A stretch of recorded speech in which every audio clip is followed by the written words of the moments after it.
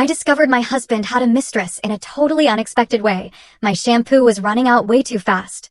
When I started investigating, I found out he had been sneaking her into our house. Since she loved my shampoo so much, I decided to add a special mix to the bottle. The next Saturday, when she stepped out of the shower and looked in the mirror. Betrayal has a smell. A subtle, insidious scent that permeates everything, even your most expensive shampoo. I never thought I'd be a woman who spies on her husband, but when the man you love starts leaving a trail of cold kisses and empty bottles, you learn to look for answers in the darkest corners of your life. For 15 years, I, Christine, prided myself on my eye for detail. I knew my husband, Dylan, had a stressful day just by the way he'd drop his keys on the counter. I'd notice neighborhood happenings before anyone else. So, when my pricey shampoo and conditioner started vanishing way too fast, believe me, I noticed. One Wednesday morning, standing in the shower, I frowned, tilting the sleek purple bottle. Barely anything coated my palm. I'd bought this 2 weeks ago. At $58 a bottle, this wasn't just annoying, it was a seriously expensive mystery. Water cascaded down my back as the familiar lavender and jasmine filled the steamy air. I'd splurged on this brand, a little luxury I allowed myself. Sure, Dylan sometimes hinted at my unnecessary expenses, but my hair felt like silk, and at 38, with hints of gray appearing, I felt entitled. The weirdest part? Dylan couldn't possibly be using it. My husband, 43, had lost most of his hair by his mid-30s, keeping the rest closely shaved. Regular soap was all he needed. He even joked about saving money on hair products. I stepped out, wrapped in a fluffy towel, my reflection staring back with intelligent green eyes, magnified by my glasses. Dylan was already in the kitchen, scrolling on his phone, sipping coffee from his favorite mug, our 10th anniversary gift. Dylan, have you noticed anything strange about the bathroom supplies lately? I asked, stirring honey into my coffee, trying to sound casual. His fingers paused.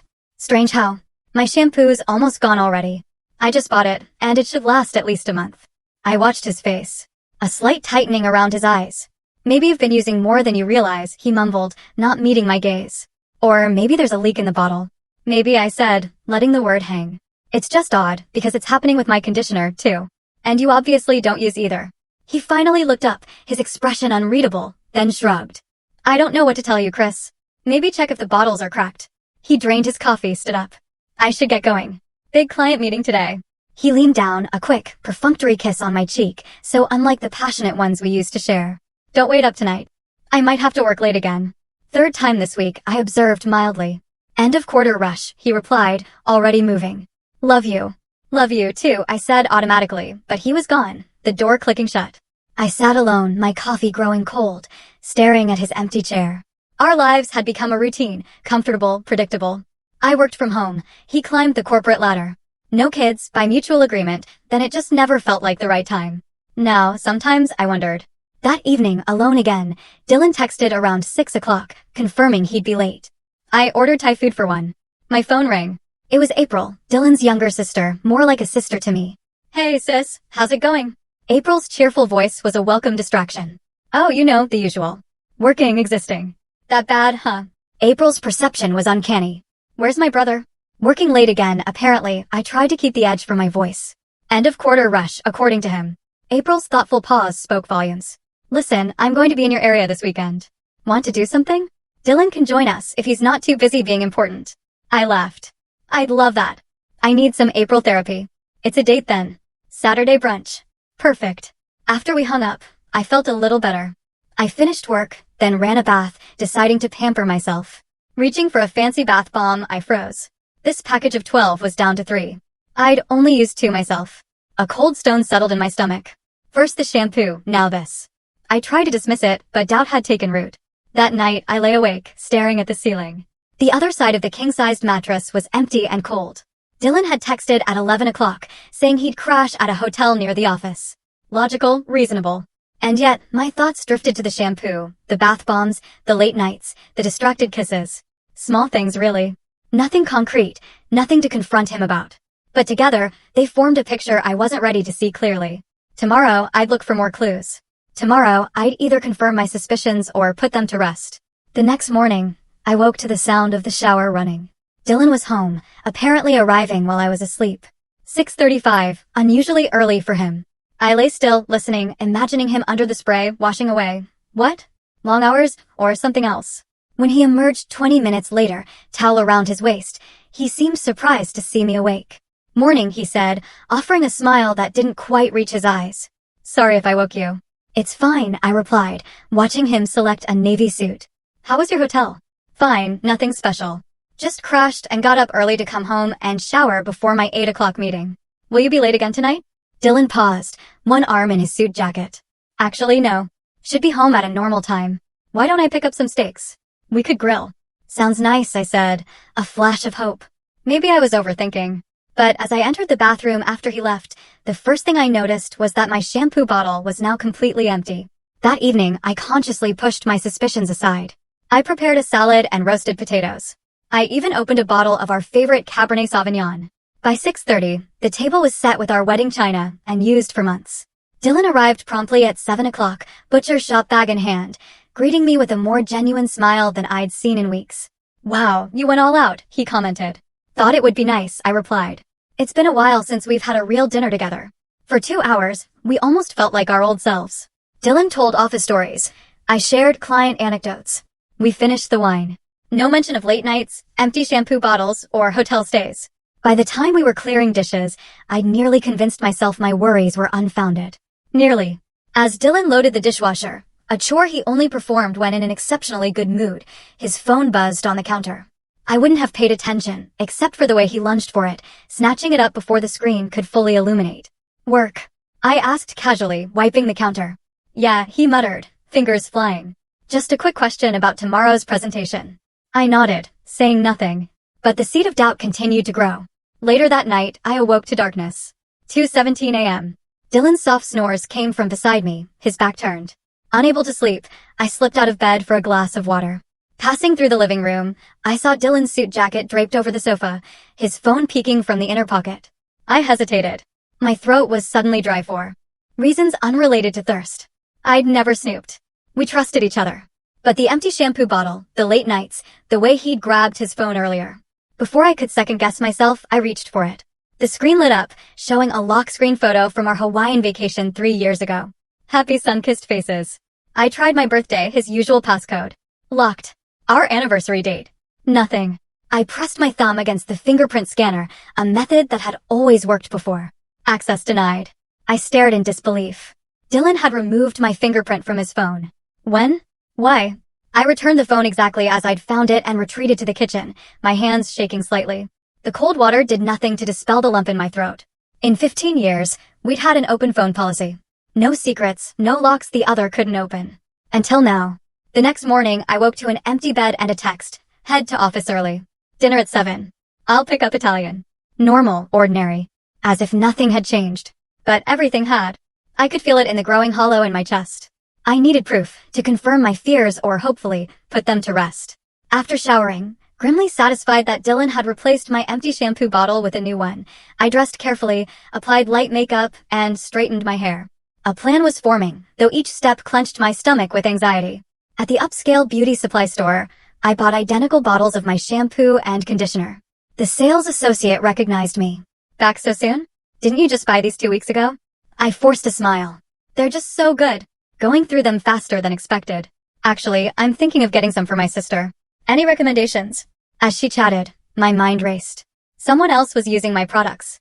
Someone Dylan was bringing into our home. 3 storefronts down, I walked out of an electronics shop $237 lighter, carrying a small security camera disguised as a decorative shelf ornament. My heart pounded as I installed it that afternoon, positioning it across from the shower. It would notify me of any movement. "This is insane," I whispered, testing the view. I'm spying on my own husband. But I couldn't stop. I needed to know. I spent the rest of the day alternating between work and checking the new shampoo bottle I'd placed in the shower. I'd marked the level with a tiny dot of clear nail polish, invisible unless you knew to look. By the time Dylan arrived home with Italian takeout, I had composed myself enough to greet him with a convincing smile. We ate pasta, making small talk. If he noticed anything, he didn't comment. "Any plans this weekend?" he asked casually. "Actually, yes. April's coming for brunch on Saturday. You're welcome to join if you're not busy." He nodded. "I should be able to make it." "Where are you meeting?" "That new place on Maple Street. Supposed to have amazing eggs Benedict." "Sounds good." "What time?" 11. The conversation shifted, but my mind remained fixed on Saturday. Not because of brunch, but because of what I planned to do afterward. If my suspicions were correct, Dylan would find some excuse to be out of the house for several hours that afternoon. He always did, claiming the gym or errands. This time, I would know exactly what happened in our home while I was gone. Friday passed in a blur of client calls and nervous anticipation. Dylan came home at his usual time, and we watched a movie, my head resting on his shoulder. He smelled of his familiar cologne. When his arm wrapped around me, I almost broke down and confronted him. But I held back. Without proof, it would be his word against my suspicions. I needed to be certain. Saturday morning arrived, bright and clear. I woke before Dylan, quietly making coffee. While waiting, I checked my phone. No notifications from the bathroom camera. Either no one had used the shower or Dylan had found it. The latter thought sent a chill through me. But when he shuffled into the kitchen, rubbing sleep from his eyes, his behavior seemed normal. He accepted coffee. "Still on for brunch?" he asked. "Absolutely." April texted to confirm. He scrolled news headlines. I might not stay the whole time. Thought I'd hit the gym afterward, maybe stop by the office. I kept my expression neutral, even as my heart raced. "On a Saturday? You've been working so much lately." He shrugged. "End of quarter crunch. It'll calm down soon. I promise." "Sure," I replied, rinsing my empty mug, my back to him. My eyes closed briefly against the pain of his casual eyes. Then I straightened my shoulders and turned around with a smile. I should start getting ready. April always arrives early. Brunch with April was a welcome distraction. She dominated the conversation with stories about her job as an elementary school principal. Dylan, as predicted, begged off after an hour, kissing my cheek and promising to see me later. "Is everything okay?" April asked the moment he was out of earshot. "You seem distracted." I toyed with my napkin. "Everything's fine. Just busy with work." April's skeptical expression said she didn't believe me, but she didn't press. "Well, if you need to talk, I'm here. No matter what." Those words, "no matter what," nearly broke my composure. Instead, I changed the subject, asking about her latest dating disaster. 2 hours later, I hugged April goodbye, promising to call. Then, instead of heading home, I drove to a coffee shop 3 blocks from our house, ordered an Americano, and opened my laptop, pretending to work. In reality, I was watching the security camera feed on my phone, hidden behind my screen. For over an hour, nothing. The bathroom empty, the house quiet. I was beginning to think I was wrong. Then a notification pinged. Motion detected. My fingers trembled as I tapped the alert. The live feed filled my screen. Someone was entering the bathroom. Not Dylan. A woman. Young, blonde, stunning. She moved with the confidence of someone familiar with the space, setting a designer purse on the counter before beginning to undress. I watched frozen as this stranger, no more than 28 or 29, stepped into the shower and reached directly for my new bottles of shampoo and conditioner. The betrayal, now confirmed, hit me like a physical blow. I couldn't breathe, couldn't think. The coffee shop faded to background noise as I stared at the screen, watching a complete stranger use my shower, my expensive products, moving through my home as if she belonged there. She finished, wrapped herself in one of our fluffy towels, my towel, and left the bathroom, presumably heading to the bedroom. I couldn't bear to watch anymore. I closed the app with shaking fingers, packed up my laptop, and sat in my car for 20 minutes, trying to calm my racing heart enough to drive. I had my answer. The mystery of the disappearing shampoo was solved in the worst possible way. I drove aimlessly for nearly an hour, my vision blurring with unshed tears. I refused to cry. Not yet. Crying meant acceptance, and I wasn't ready to accept that my 15-year marriage had been reduced to secret bathroom cameras and stolen shampoo. Eventually, I found myself parked at a scenic overlook, the same spot where Dylan had proposed. The irony wasn't lost on me. I sat on the hood of my car, watching the sun descend, finally allowing myself to think clearly. The woman was beautiful, probably a decade younger than me, the kind of woman who turned heads. The kind of woman Dylan would notice. My phone buzzed. A text from Dylan. "Heading home now. Want me to pick up anything for dinner?" So casual. So normal. As if there wasn't a stranger in our home, using our shower, probably lying in our bed, the bed where I'd slept for 15 years, where we'd made love, whispered dreams. I didn't respond. Instead, I opened the camera app again, watching as the blonde woman, now dressed in form-fitting jeans and a silky blouse, applied makeup at my vanity. She was using my makeup brushes, my foundation, my mascara. The violation was breathtaking in its thoroughness. A notification from my doorbell camera popped up. Dylan was home. I watched him enter, calling out something I couldn't hear. Moments later, he appeared in the bathroom doorway behind the blonde woman, wrapping his arms around her waist, kissing her neck as she smiled at him through the mirror. I closed the app, suddenly nauseous. I needed a plan. Confronting them now, while I was emotional and they were together, would only end in chaos. And despite the rage simmering beneath my skin, I prided myself on my self-control.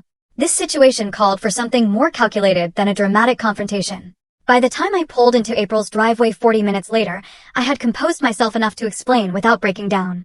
April answered the door, her expression shifting from surprise to concern. "I need to stay here tonight," I said simply. "And I need your help." Inside, at April's kitchen counter with a glass of whiskey neither of us normally drank, I showed her the video footage. April's face cycled through shock, disgust, and then a cold anger I'd never seen before. "That absolute bastard," April whispered, her knuckles white. "In your house, in your bed." She looked up, eyes flashing. "Tell me what you need." "Anything. I need somewhere to stay this weekend, and I need to go shopping tomorrow." My voice was steadier than I expected. "I have a plan." April just nodded, showing me to the guest room. That night, my phone buzzed repeatedly with texts and calls from Dylan, each more concerned than the last. "Where are you? Are you okay? Please call me when you get this. Chris, I'm getting worried. Please let me know you're safe." I sent a single text, "Staying at a friend's. Need some space. We'll call tomorrow." His reply came instantly. "Is everything okay? Did something happen?" The audacity almost made me laugh. Did something happen? Only the complete destruction of our marriage, our home, our life together. Only the revelation that the man I'd loved and trusted for 15 years had been bringing another woman into our bed. "Everything's fine," I wrote back. "Just needed a break. Good night." I turned off my phone. Sunday morning found April and me at a beauty supply store, examining hair products. "Are you sure about this?" April asked, picking up a box of platinum blonde hair dye. "It seems extreme." "I'm sure," I replied, adding a bottle of industrial-strength hair removal cream to our basket. He brought her into our home, used her to humiliate me, called me a fool in my own house. My voice remained calm, but April recognized the dangerous glint in my eyes. "I just don't want you to do something you'll regret," April said carefully. I gave her a sideways glance. "The only thing I regret is not realizing sooner what was happening right under my nose." I picked up a bottle of color-stripping solution and added it to our growing collection. "Besides, I'm not hurting anyone. I'm just improving my shampoo." By Sunday afternoon, I had created my special concoction, carefully mixing the hair removal cream and color stripper into my expensive shampoo and conditioner bottles, making sure to preserve enough of the original product to maintain its scent and texture. April's guest bathroom now smelled like a hair salon, but the mixture looked perfectly normal. "What now?" April asked. "Now we wait." I checked my phone, which I had finally turned back on, to find 17 missed calls and over 30 texts from Dylan. The most recent, sent an hour ago, informed me he would be working late tonight and would see me tomorrow. I knew exactly what that meant. He was giving the blonde woman one more night in our bed before I returned. Perfect. On Monday morning, I hugged April goodbye. "Are you sure you don't want me to come with you?" April asked, concern evident. "I'm sure. This is something I need to do alone." I loaded my bag into my car and checked my appearance. Despite everything, I looked surprisingly good. Dark hair shining, green eyes clear, chin held high. Whatever happened next, I would face it with dignity. The house was empty when I arrived, Dylan already at work. I moved through the rooms with new eyes, noticing small changes. A different pillow arrangement, a wine glass not from our set in the dishwasher, a faint, unfamiliar perfume lingering. I unpacked, then methodically stripped the bed, stuffing sheets into the washing machine with twice the normal detergent. I scrubbed the shower, replaced my makeup brushes, cleaned every surface the blonde woman might have touched. By noon, the house was spotless, no trace of the intruder remaining, except for the improved shampoo and conditioner, which I carefully returned to the shower caddy. My phone rang just after 1 o'clock. "Christine, you're home," Dylan said, his voice a mixture of relief and weariness. "Yes." My response was neutral. "I've been worried sick, Chris. Where were you all weekend?" "I told you I needed some space. I stayed with a friend." A pause. "Which friend? You could have told me where you were going." I bit back a harsh laugh. The hypocrisy was staggering. I didn't realize I needed permission to have a weekend to myself. "That's not what I meant." He backpedaled. "I was just concerned. You've never disappeared like that before." "People change," I replied evenly. "Are you coming home for dinner tonight?" The abrupt change of subject seemed to throw him. Yes. I should be home by 6. "Good. I'll cook something." After hanging up, I texted April. "Operation Shampoo is a go. He'll be home tonight, but I'm guessing she'll visit while I'm at my dentist appointment tomorrow afternoon." April's response came quickly. "Be careful and call me if you need anything."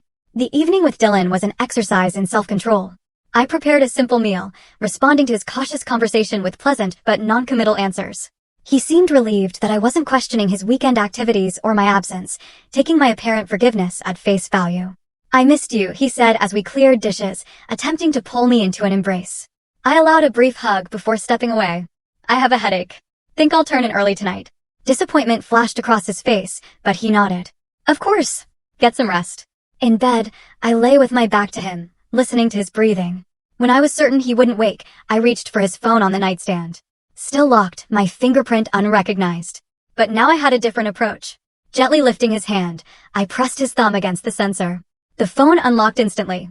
I navigated to his messaging app, looking for suspicious contacts. I found what I was looking for under BM Photography, clearly a thinly veiled reference to Brittany McAllister. The most recent exchange had been that morning. Dylan, she's back home. Not sure what's going on, but she seems fine. Almost too fine. Brittany, did she say where she was all weekend? Dylan, just with a friend. Didn't push it. Brittany smart. Are we still on for tomorrow? Dylan, yes. She has a dentist appointment. At 2 o'clock. Should be gone for at least an hour. Brittany, perfect. Miss you already.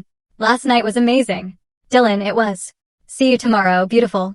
My stomach churned, but I forced myself to keep reading, scrolling through days of messages, intimate exchanges, explicit photos, plans. I found the conversation from the day I discovered the shampoo issue. Brittany, so the dummy finally noticed her fancy shampoo disappearing.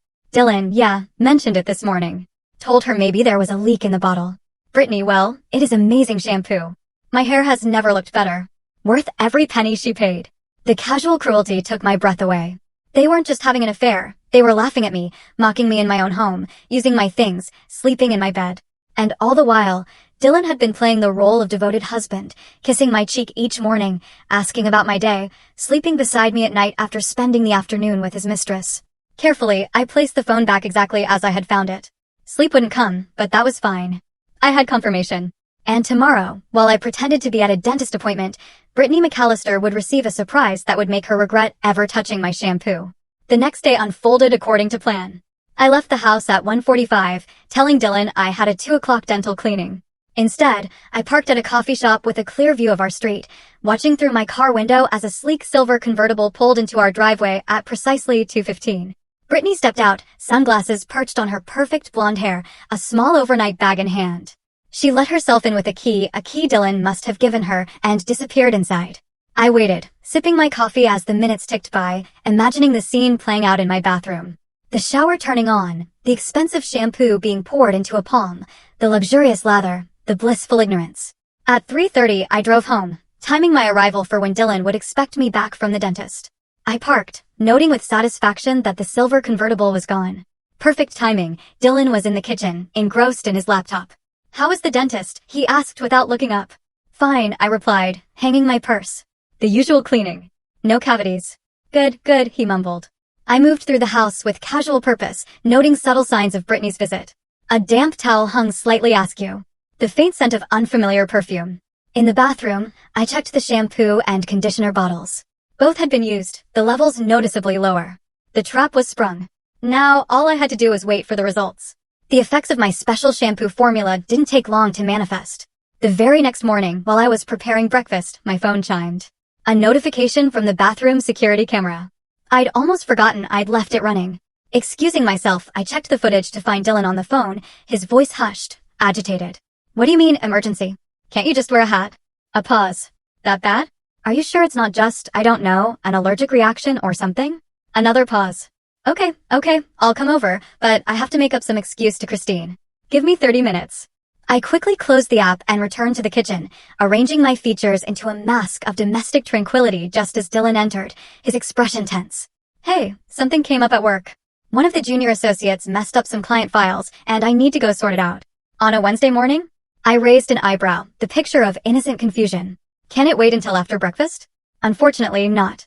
He was already grabbing his keys. It's time sensitive. Not sure how long it'll take. I'll text you. Of course, I nodded, watching him rush out the door without even a perfunctory goodbye kiss. Once his car pulled away, I allowed myself a small, satisfied smile. Phase 1 of my plan was complete. Later that afternoon, while working, I received a text from April. Can you talk? It's important. I called her immediately. You will never believe who I just saw at Meridian Medical Plaza, April said without preamble. Your husband's little girlfriend coming out of Dr. Morris's dermatology office, wearing the biggest hat I've ever seen, and enormous sunglasses. Even with all that, I could tell she was crying. I fought to keep my voice neutral. Really? That's interesting. Christine, April's tone was knowing.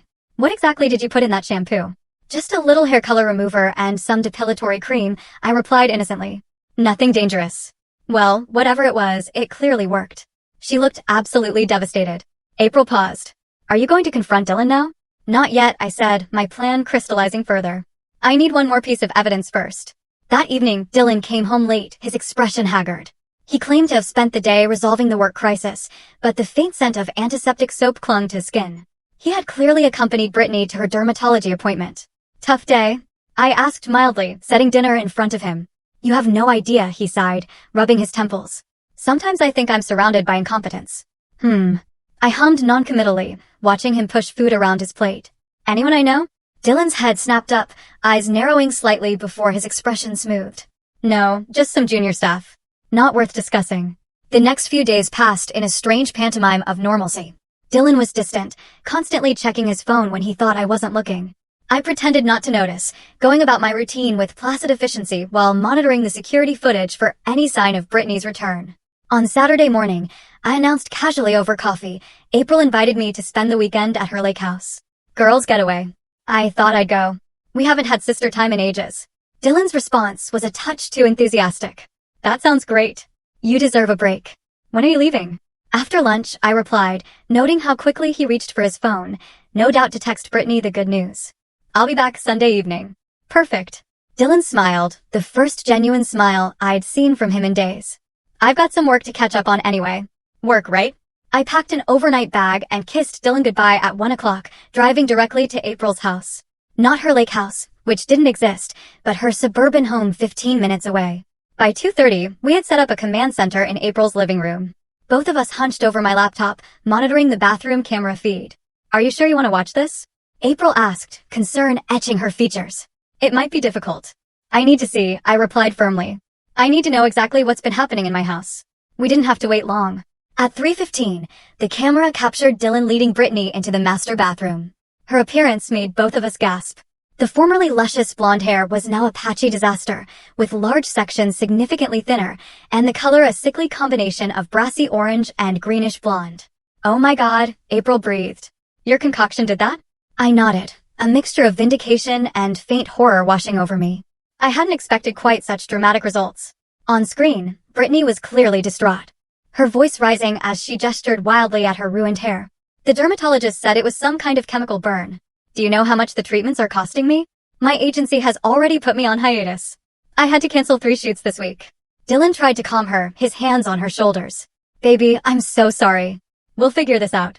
Maybe Christine found out somehow and tampered with, don't you dare blame this on me. Brittany jerked away. I've been using that shampoo for months without any problems. This is your fault. You should have checked it or something. You know how important my hair is for my career. Your career. Dylan's voice took on an edge. What about my marriage? If Christine finds out about us, oh please. Brittany cut him off with a harsh laugh. Like you care about your marriage. You've been telling me for months how unhappy you are. How Christine doesn't understand you, how we're going to be together once you figure out the finances of the divorce. I felt as though I'd been slapped. Divorce. He had been planning to divorce me and blaming me for our marital problems to his mistress. On the screen, Dylan was backpedaling. That's not what I meant. Of course, I care about my marriage. It's just complicated right now. Complicated? Brittany repeated flatly. Well, let me uncomplicate things for you. I'm not setting foot in this house again until you figure out what happened to my hair. I have a consultation with a specialist in New York on Monday. It's going to cost $5,000, which you're paying for, by the way. $5,000? Dylan's voice rose in alarm. Brittany, be reasonable. Reasonable? Her voice became shrill. Look at me, Dylan. I'm a model. Or I was until your wife's toxic shampoo destroyed my hair. The least you can do is pay for the treatments. April glanced at me, who sat stone-faced. You okay? She whispered. I nodded once, not trusting myself to speak. On screen, the argument continued to escalate until Brittany stormed out of the bathroom, Dylan following close behind, both disappearing from view. Should we keep watching? April asked after a moment of silence. No, I finally said, closing the laptop. I've seen enough. That evening, while Dylan believed I was enjoying a carefree weekend at a lake house, I sat at April's dining table, methodically sorting through 15 years of financial records. I had secretly downloaded them from our shared cloud storage before leaving home. Credit card statements, bank accounts, investment portfolios. I examined everything with the detached precision of an auditor, making notes, highlighting discrepancies. What exactly are you looking for? April asked, setting a cup of tea beside me. Ammunition, I replied without looking up. And insurance. By Sunday morning, I had compiled a comprehensive financial history of our marriage, including several concerning discoveries. A separate checking account Dylan had opened 6 months ago, into which he had been transferring small amounts regularly. Suspicious charges on his personal credit card at high-end restaurants and hotels on days he claimed to be working late, and most damning of all, recent searches in his browser history for divorce laws in our state and hidden assets during divorce. That bastard was planning to leave you, April said, looking over my findings and probably trying to hide money before filing. Yes, I agreed, my voice remarkably steady. But he made a crucial mistake. What's that? He underestimated me. I gathered the documents into a neat folder. He forgot that I'm the one who organized our finances for 15 years. I know where every penny is. April studied my composed face. What are you going to do now? Now, I smiled, though the expression didn't reach my eyes. Now I go home and have a long overdue conversation with my husband. When I arrived home Sunday evening, rolling my overnight bag through the front door with deliberate noise, I found Dylan in the living room watching football, an empty pizza box on the coffee table. He looked up with practiced casualness. Hey, how is the lake house? There is no lake house, I replied calmly, setting my purse down. April doesn't have a lake house. Never has. Dylan's expression faltered. What? Then where were you? At April's regular house, watching you and your girlfriend argue about her ruined hair through my bathroom security camera. The color drained from Dylan's face so quickly that under different circumstances, I might have been concerned for his health. He opened his mouth, closed it, then opened it again. No words emerging. Don't bother denying it, I continued in the same calm voice, moving to sit in the armchair across from him. I have hours of footage. Very educational viewing. I particularly enjoyed the part where Brittany mentioned you've been planning to divorce me. Christine, I can explain. Can you? Can you explain why you've been bringing another woman into our home for months? Why you gave her a key to our house? Why you let her use my things? Sleep in my bed? Shower in my bathroom? Dylan ran a hand over his head. A nervous gesture I'd seen countless times. It wasn't supposed to happen like this. I never meant to hurt you. And yet, here we are. I crossed my legs, smoothing my skirt with steady hands. Here's what's going to happen now, Dylan. I've compiled a complete record of our finances, including your pathetic attempts to hide money in that new checking account.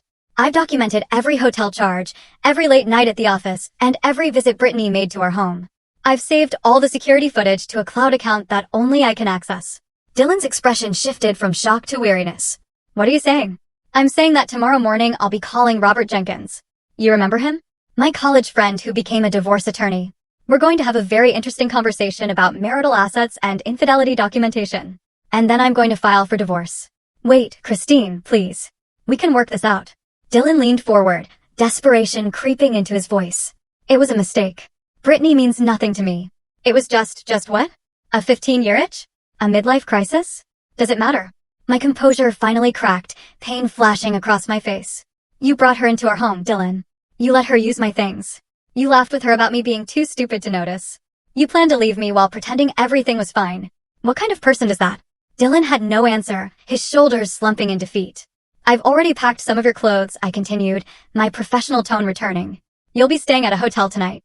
I expect you to be gone when I wake up tomorrow. My lawyer will contact you about arrangements for collecting the rest of your belongings. You're throwing me out? Just like that? After 15 years. Dylan's voice rose in disbelief.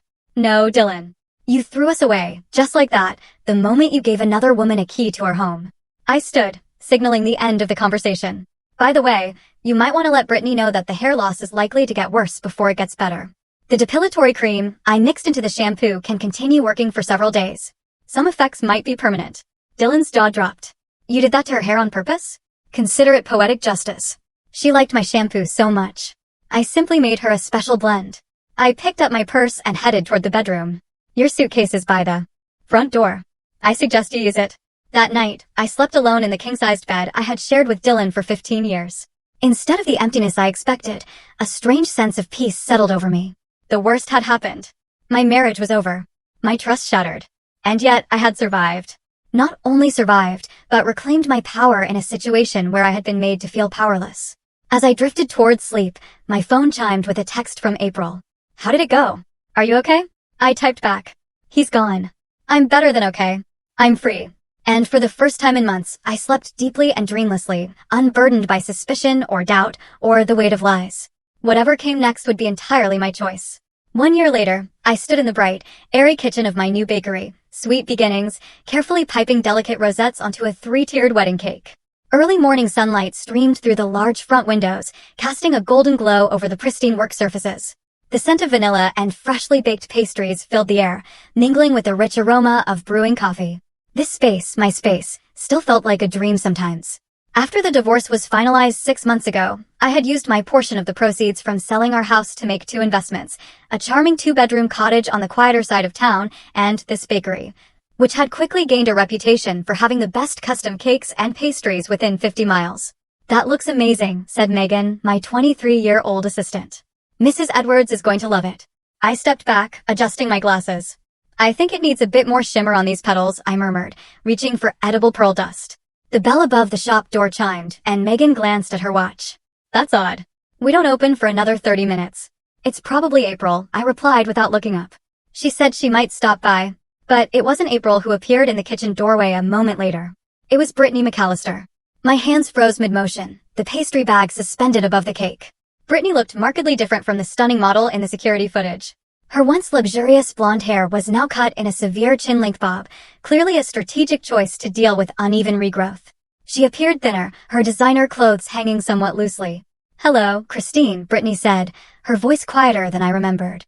"Your assistant let me in." "I hope that's okay." I sat down the pastry bag, wiped my hands on my apron, and turned to Megan. "Would you mind watching the front for a few minutes and make sure Mrs. Edwards' cake delivery is prepared for noon?" Megan nodded, glancing curiously between us before retreating. "What are you doing here?" I asked once we were alone, my tone neither hostile nor welcoming. Simply direct. Brittany shifted uncomfortably, tucking a strand of her shortened hair behind her ear. "I wanted to see you in person. To apologize." "Apologize?" I repeated flatly. "It's been a year, I know." Brittany's gaze dropped. It took me a long time to work up the courage and to fully understand what I'd done. I leaned against the counter, crossing my arms. "And what exactly do you think you did, Brittany?" "I destroyed a marriage. I disrespected your home, your privacy, you. I was selfish and cruel." Brittany looked up, meeting my eyes. "There's no excuse for my behavior, but I want you to know that I've been in therapy for the past 8 months, trying to understand why I did what I did. I searched for signs of insincerity or manipulation, but found none. There was a rawness to Brittany now, a vulnerability that hadn't existed in the confident, entitled model who had once called me a dummy in text messages to Dylan. And did you understand?" I asked. Brittany nodded slowly. "Some of it. I was raised to value appearance above everything else.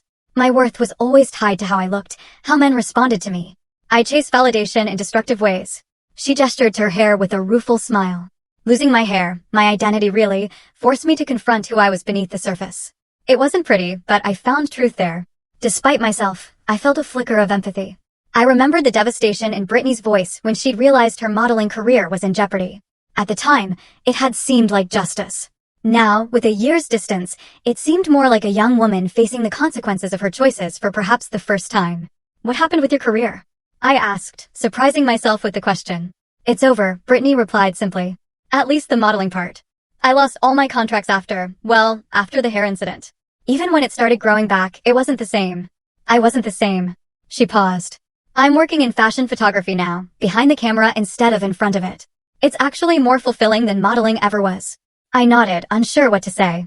Part of me wanted to hold on to the anger, to remind Brittany of every hurtful text, every invasion of privacy, every moment of betrayal.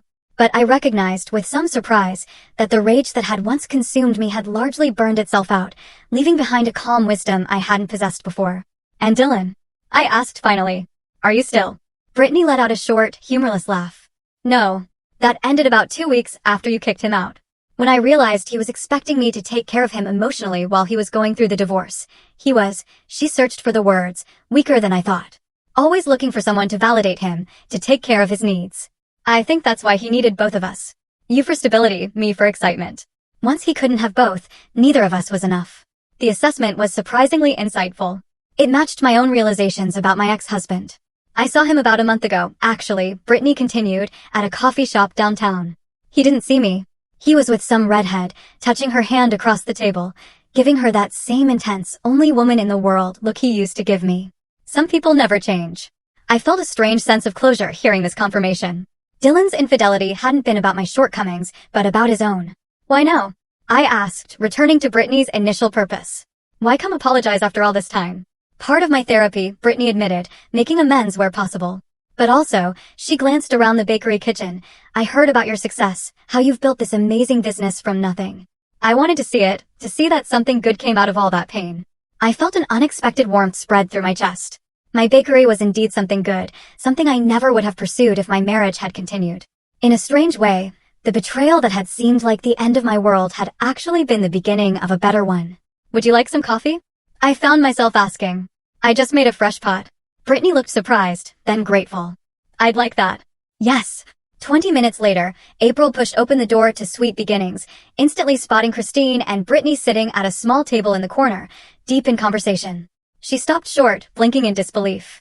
What in the world? April muttered under her breath as she approached. I looked up, a smile spreading across my face. April. Perfect timing. You remember Brittany, I'm sure. April's expression was priceless. Vividly, she replied dryly, though I remember her with more hair. Brittany winced but nodded. I deserved that. I gestured to an empty chair. Join us. Brittany was just about to leave. But I wanted to ask you something. Still puzzled, April sat down as Brittany gathered her purse and stood. Thank you for the coffee, Christine, and for listening. It means more than you know. Closure works both ways, I replied simply. Take care of yourself, Brittany. After Brittany had left, April turned to me with wide eyes.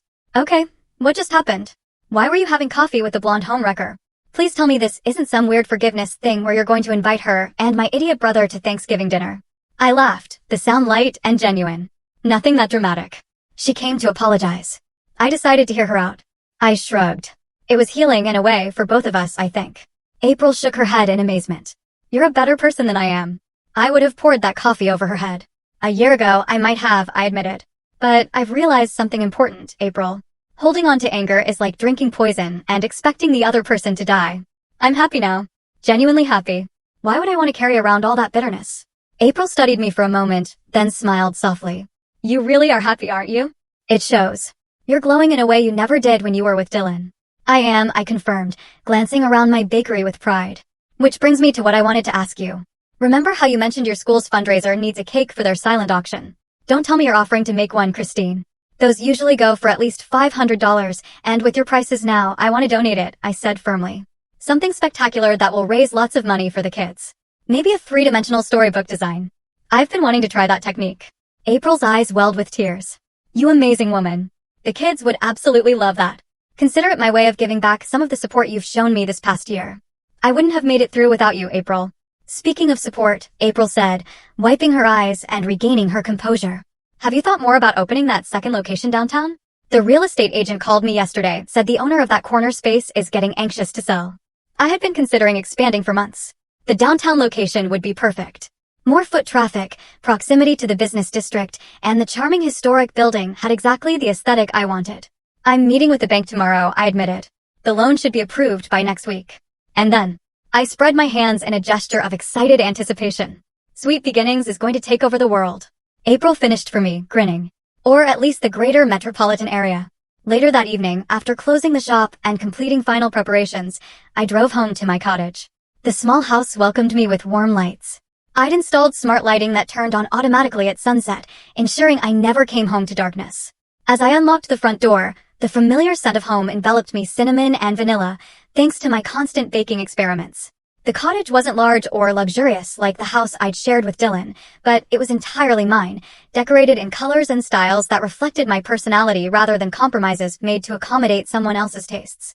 I kicked off my shoes, padded into the kitchen, poured myself a glass of wine, and carried it out to the small back porch. The evening was mild, the garden I'd planted in the spring now lush with flowers and herbs.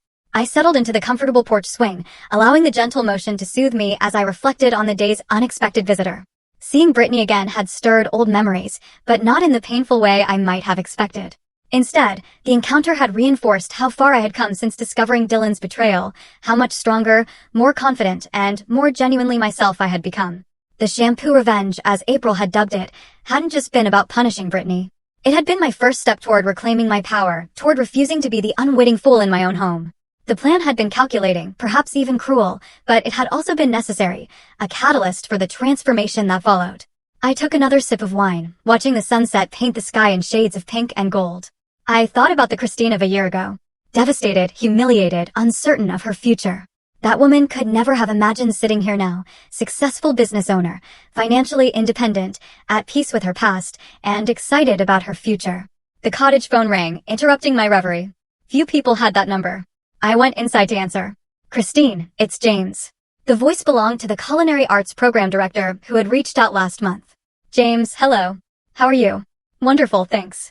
I'm calling because I've had a chance to review the teaching proposal you sent over, and I'd like to offer you the position. 1 evening class per week. Introduction to Professional Baking. Starting next semester. What do you think?" I felt a thrill of excitement. Teaching had never been part of my original plan. But when James had approached me after tasting one of my cakes at a charity event, the idea had taken root. Sharing my knowledge and passion, helping others discover their own creative potential, seemed like a natural extension of my journey. "I think it sounds perfect," I replied, unable to keep the smile from my voice. "I'd be delighted to accept." After finishing the call, I returned to my porch swing, a sense of contentment washing over me. Another new beginning, another opportunity to grow. My phone chimed with a text from April. "Just heard from my friend at the courthouse. Guess who filed for bankruptcy today? Hint, he's bald and shares your former last name." I wasn't surprised. Dylan had never been good with money, and without me managing our finances, it was only a matter of time. According to April's occasional reports, he'd gone through 3 jobs since the divorce, each ending when his charm wore thin and his mediocre work ethic became apparent. I typed back a simple response. "That's unfortunate. Hope he lands on his feet eventually." And I meant it. I no longer wished Dylan ill, though I certainly didn't wish him particularly well either. He simply occupied less and less space in my thoughts, becoming a chapter in my life rather than a defining aspect of my identity. The swing creaked gently as I leaned back, gazing up at the first stars. I thought about the woman Brittany had described seeing with Dylan, the latest in what was likely a string of relationships following the same pattern. I felt a moment of sympathy for that unknown redhead, who had no idea she was stepping into a role that had been played before. But that was no longer my concern. My life now moved to a different rhythm, one set by the early morning. Mixing of batters, the precise timing of ovens, the creative challenge of designing cakes that were both beautiful and delicious, by evenings spent reading or gardening or having dinner with friends who valued me for myself, not for what I could provide.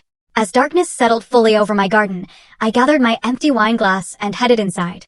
Tomorrow would be another busy day at Sweet Beginnings, 3 custom cake orders, a catering job, and a meeting with the bank about financing my expansion. I moved through my evening routine with practiced ease. As I climbed into bed, I noticed the framed motto I'd hung on the wall when I first moved in, words that had become a personal mantra: "The best revenge is living well." I smiled as I turned out the light. If that was true, and I believed it was, then my revenge was complete and ongoing, sweeter than any cake I could bake, more satisfying than any momentary triumph. In the darkness of my bedroom, in the home I had created for myself, I closed my eyes and fell asleep with the peaceful certainty that the life I was building day by day was exactly the one I was meant to live. Not despite the betrayal that had once shattered my world, but because of how I had chosen to rise from those broken pieces, creating something new and wholly my own. And as for the expensive shampoo that had started it all, I had switched brands entirely. My new favorite cost a quarter of the price and worked just as well. Some luxuries, I had discovered, weren't worth their cost. But others, like independence, self-respect, and the courage to begin again, those were priceless.